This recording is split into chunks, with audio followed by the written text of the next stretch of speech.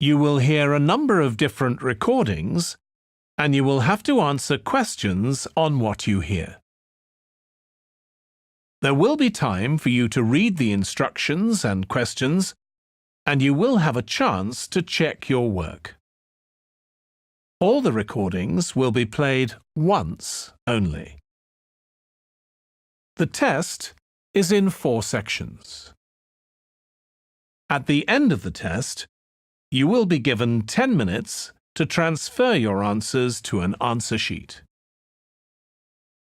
Now turn to Section 1.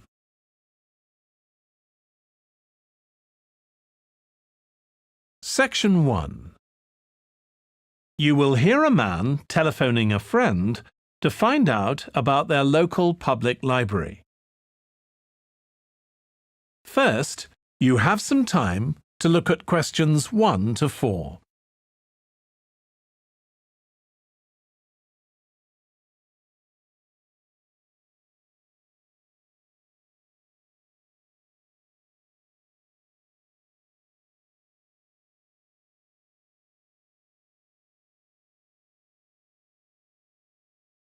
You will see that there is an example that has been done for you.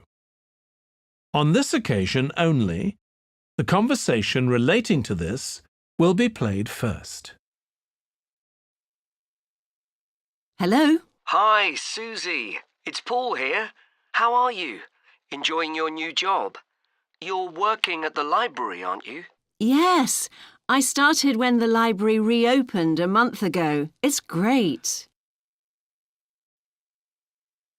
The woman says that the library reopened a month ago. So month has been written in the space. Now we shall begin. You should answer the questions as you listen because you will not hear the recording a second time. Listen carefully and answer questions 1 to 4. Hello? Hi, Susie. It's Paul here. How are you? Enjoying your new job? You're working at the library, aren't you? Yes, I started when the library reopened a month ago. It's great. Actually, Carol and I have been meaning to join for a while. Oh, you should. It doesn't cost anything, and the new library has all sorts of facilities. It's not just a place where you borrow books. For instance, there's an area with comfortable seats where you can sit and read the magazines they have there. Some people spend the whole morning there. Wish I had that amount of time to spend. Yes, you must be pretty busy at present, with the children and everything. We are, yes. But we're hoping to get away this summer. We're thinking of going to Greece. Well, we've got a much larger section of the library devoted to travel books now, so you should come and have a look. I can't remember if there's anything specifically on Greece, but I should think so. OK. Now, Carol's organising a project for the history class she teaches at school. It's about life in the town 100 years ago. Do you have anything that might be useful? Yes. Actually, we've now got a new section with materials on the history of the town and surrounding region. Right. I'll tell her. You can't always find that sort of thing on the internet. Now, in the old library, there used to be a separate room with reference books. It was a really nice, quiet room. Yes, we've put those books in the main part of the library now, but we do have a room called the community room. It can be hired out for meetings, but at other times, people can use it to study. I might use that. It's hard to find anywhere quiet at home sometimes. I can't remember how old your son and daughter are. We've introduced a special section of fiction written specially for teenagers, but they might be a bit young for that. Yes, they would be.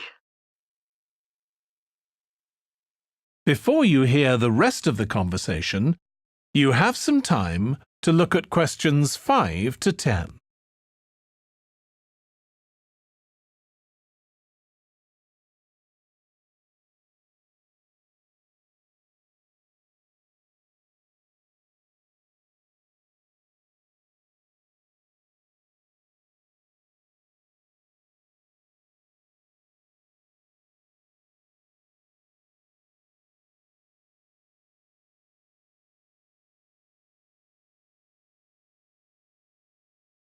Now listen and answer questions 5 to 10.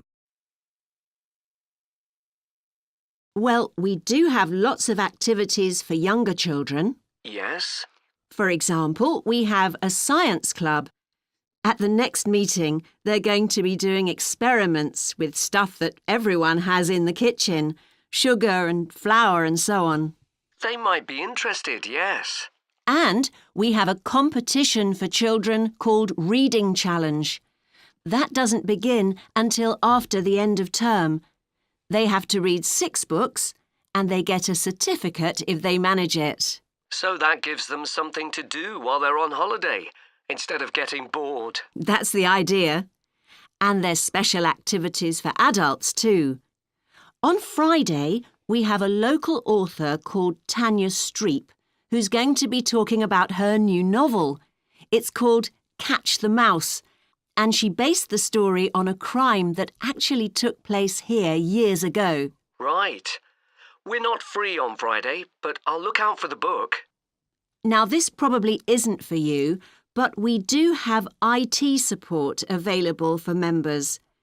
We get quite a few older people coming along who are wanting to get up to speed with computer technology. It's on Tuesday mornings. They don't need to make an appointment or anything. They just turn up. Well, my mother might be interested. I'll let her know. OK. And there's another service which you wouldn't expect from a library, which is a free medical checkup. The hospital arranges for someone to come along and measure the level of sugar in your blood, and they check cholesterol levels at the same time. Really? Yes, but that's only for the over 60s, so you wouldn't qualify. OK. Well, I'll tell my mother. She might be interested. What other information? Well, we do have a little shop with things like wall charts and greetings cards, and also stamps, so you can post the cards straight away, which is really useful. Yeah.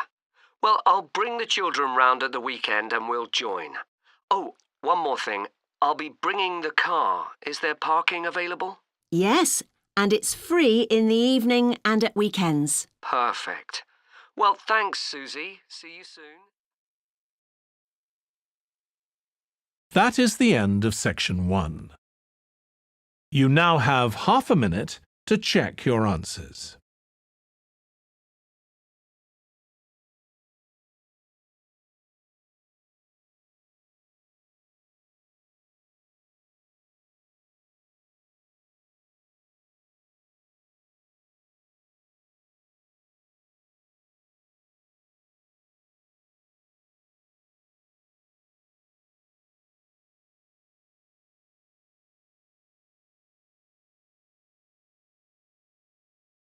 Now turn to section 2.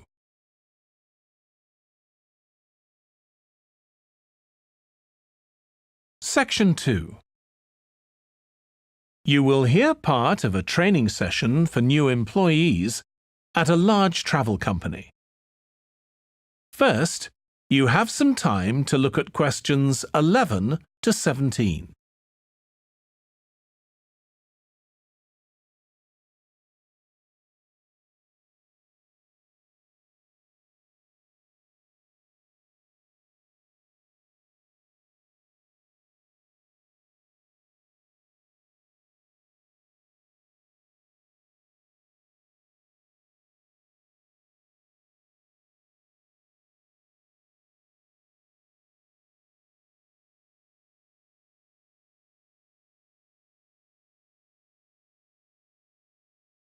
Now listen carefully and answer questions 11 to 17. In this session in your training day, we're going to look at some of the more specialized holidays we offer at BC Travel. Now, the travel business is very competitive, and it's important to be aware of how the market's changing and developing. In terms of age groups, the over 65s are an important market, and one that's increasing steadily year on year. The fewest holidays are taken by the 31 to 42-year-olds, and that figure shows no sign of rising. The biggest market at present is still the youngest group, the 16 to 30s, but this group's also seen the biggest drop over the last few years, whereas there's a noticeable growth in the number of holidays taken by the 55 to 64-year-olds. As far as the 43 to 54-year-olds are concerned, bookings there are steady, but I have to say we haven't seen the increase we expected. One trend we're noticing with nearly all age groups is the growing popularity of holidays in which clients do some kind of specialized activity. I'm not talking here about adventure holidays where clients take part in high-risk activities like white water rafting just for the thrill of it. Activity holidays usually involve rather less high-risk sports or things like art and music. They're not necessarily cheaper than ordinary holidays, often the opposite, in fact, but they do often take place outside the main tourist centers, which gives an opportunity for clients to find out more about the local people and customs. And many say this is one of the most positive features of these holidays. Of course, they offer the chance to develop a new skill or talent, but clients often say that more than this, it's the chance to create lasting relationships with other like-minded people. That's the main draw. Let me give you some examples of BC travel activity holidays. Our painting holidays take place in 4 different centers in France and Italy, and they're very popular with clients of all abilities from beginners onwards. We've got an excellent team of artists to lead the classes. Some of them have been with us from the start, and 5 additional ones will be joining us this year so that we can offer a greater number of classes in each center. As far as cooking holidays are concerned, I know a lot of agents offer holidays where clients cook recipes related to one particular country, usually the one they're staying in, but we focus on dishes from a great many different ones. Apart from that, you'll find the usual emphasis on good quality organic ingredients. That's more or less a given nowadays, and there are generally some meat-free recipes included. Our photography holidays take place in a wide range of countries from Iceland to Vietnam, and clients have the opportunity to see some stunning scenery. Groups are small, no more than 8, so clients can have one-on-one tuition during the holiday, and excursions are arranged with fully trained guides. At the end of each holiday, an exhibition is held of the photographs taken so that clients can see one another's work and receive valuable feedback from the tutor. Before you hear the rest of the training session, you have some time to look at questions 18 to 20.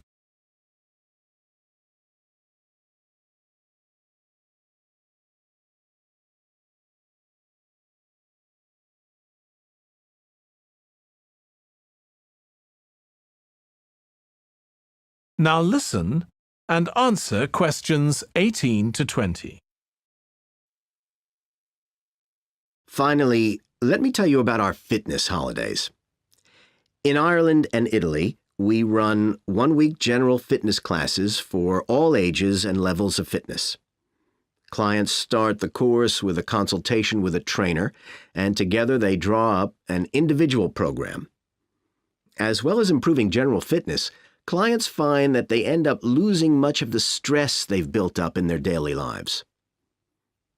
In Greece, we have a 2-week holiday for clients who want to do something about their weight. This has all the features you'd expect, like a personalized diet program, but one of its most popular features is that the exercise classes are all held on the beach. People say it's far preferable to being in a gym.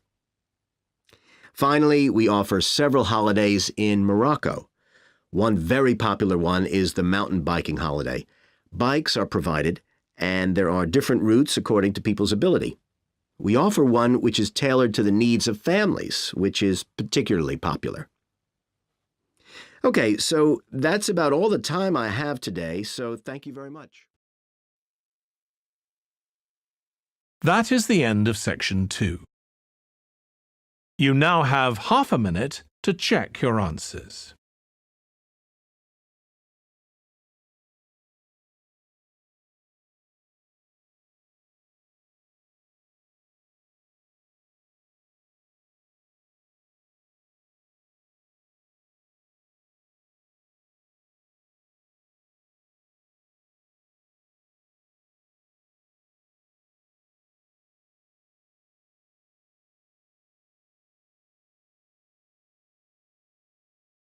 Now turn to Section 3.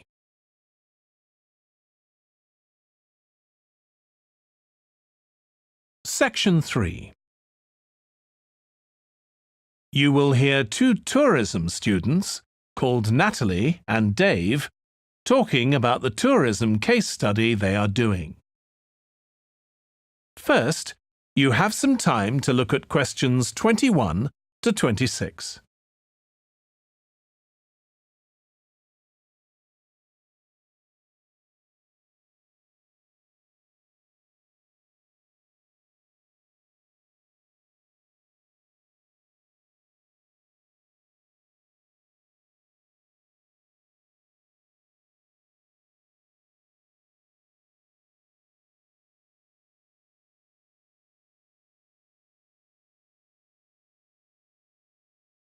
Now listen carefully and answer questions 21 to 26.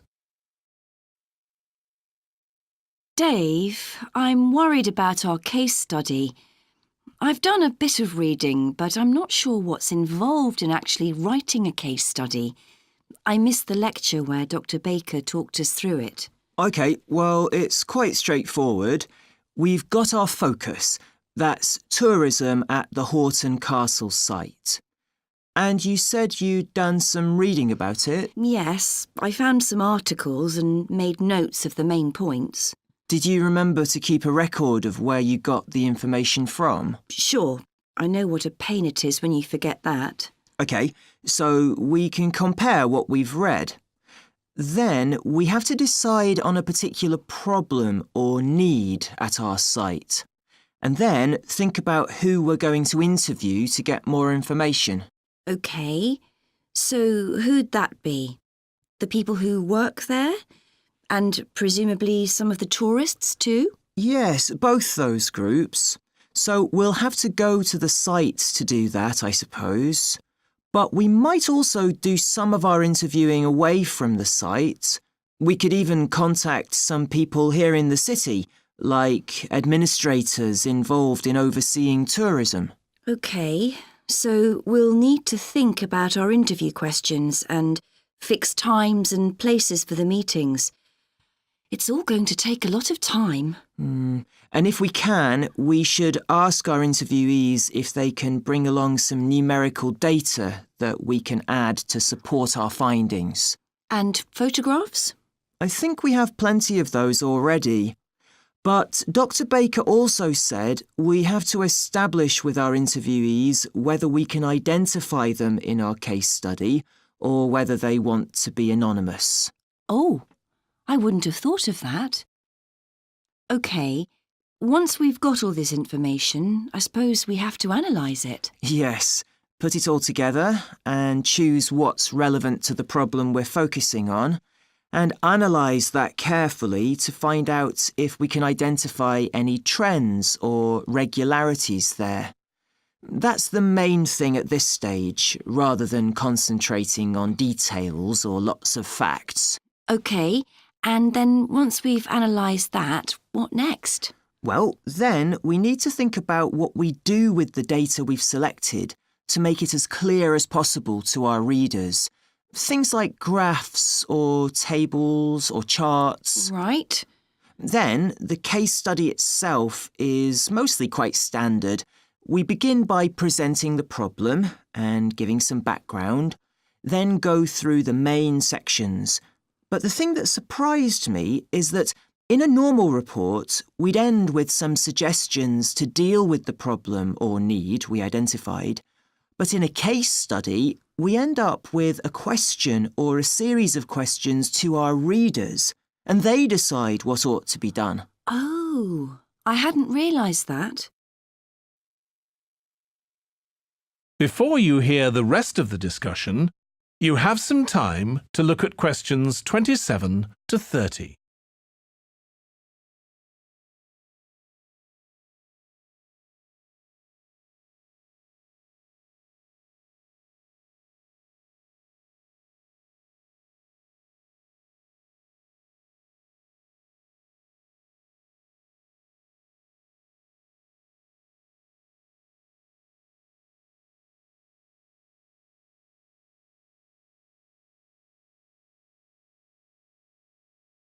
Now listen and answer questions 27 to 30.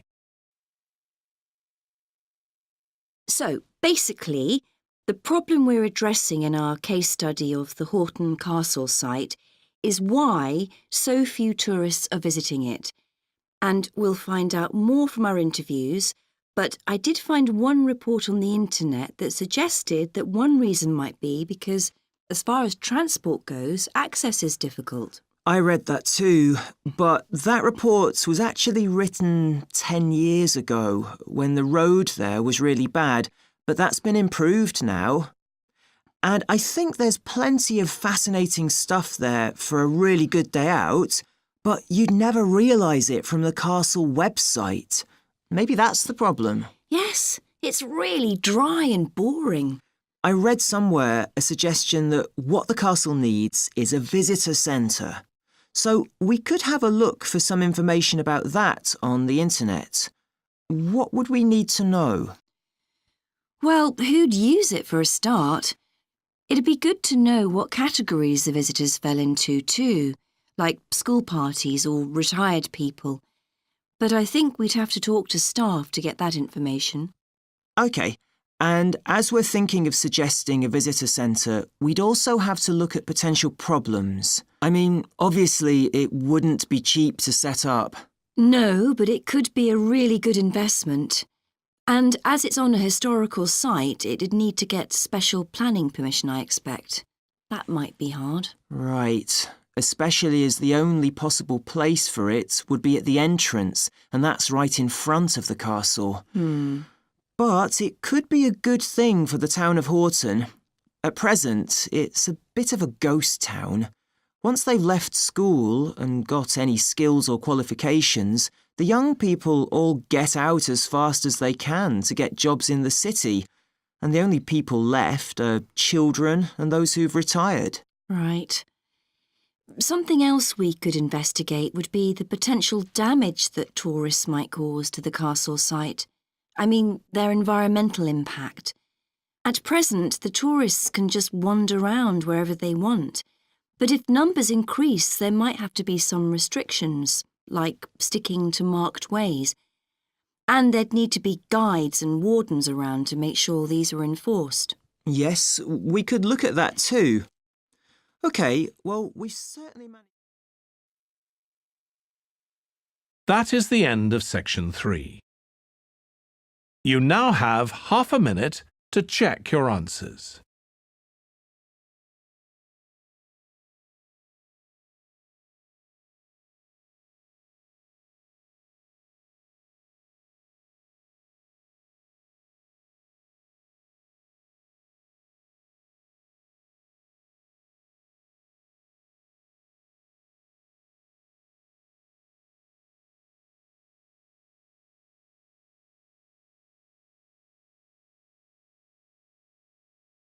Now turn to section 4.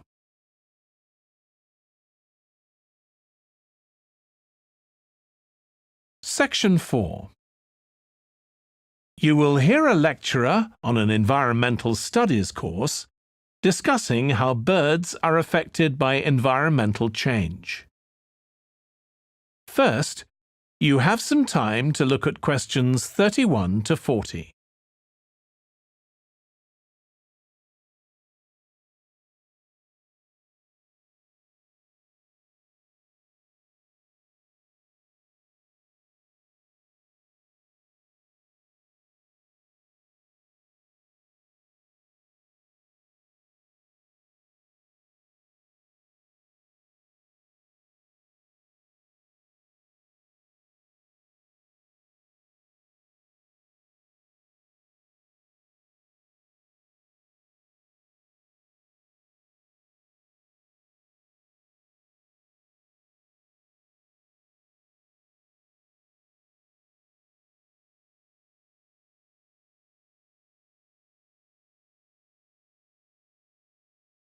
Now listen carefully and answer questions 31 to 40. OK, so we've been looking at how man-made changes in our environment can affect wildlife. Now, I'll discuss a particular example. Let's take a look at mercury. Mercury's one of the 120 or so elements that make up all matter, and it has the symbol Hg. It's a shiny, silvery substance. You may have seen it in old-fashioned thermometers, but it's not used much for domestic purposes now because it's highly toxic.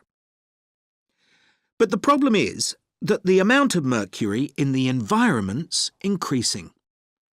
The main reason for this is the power plants used to produce electricity.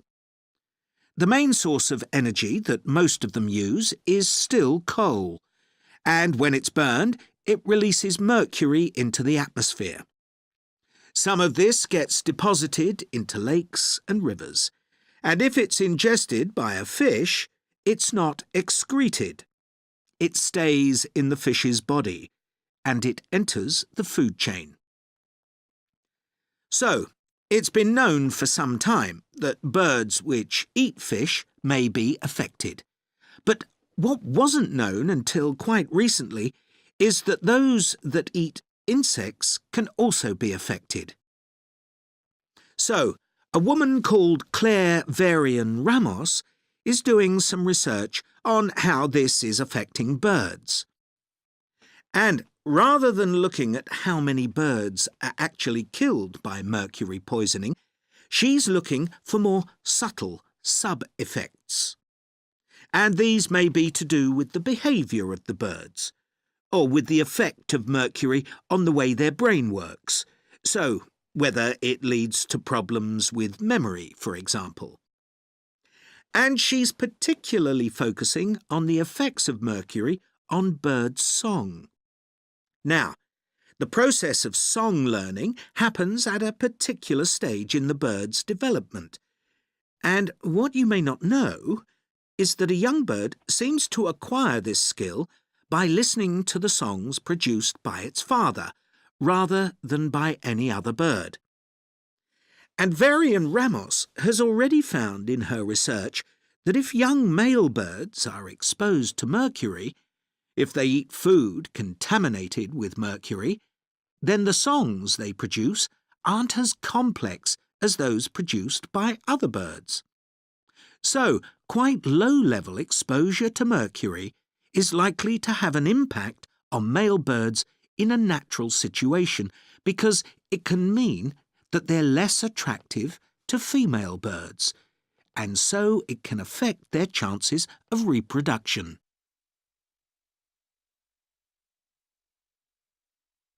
Now, the way she's carrying out this research is worth thinking about. She's using a mixture of studies, using birds kept in laboratories and studies carried out outdoors in the wild. The lab-based studies have the advantage that you don't get all the variables you would in a natural setting.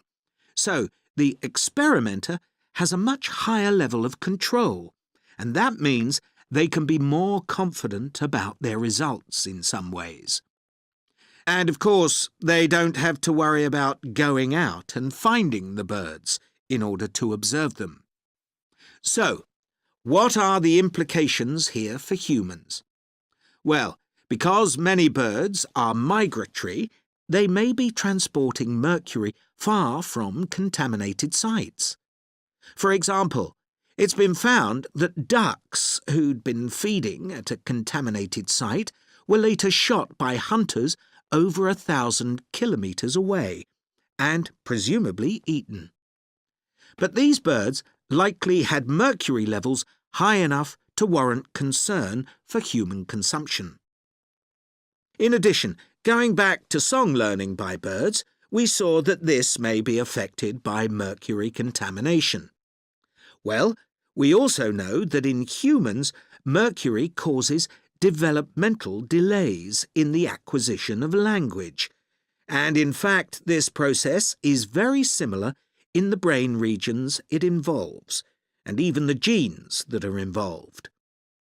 But mercury contamination has other important implications for humans as well.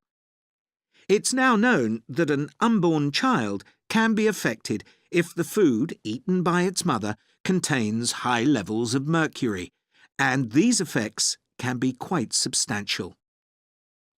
In the end, it comes down to whether more value is placed on human economic well-being or environmental well-being. It's true there are new regulations for mercury emissions from power plants, but these will need billions of dollars to implement and increase costs for everyone. Some argue that's too much to pay to protect wildlife. But as we've seen, the issues go beyond that, and I think it's an issue we need to consider very carefully. That is the end of section 4. You now have half a minute to check your answers.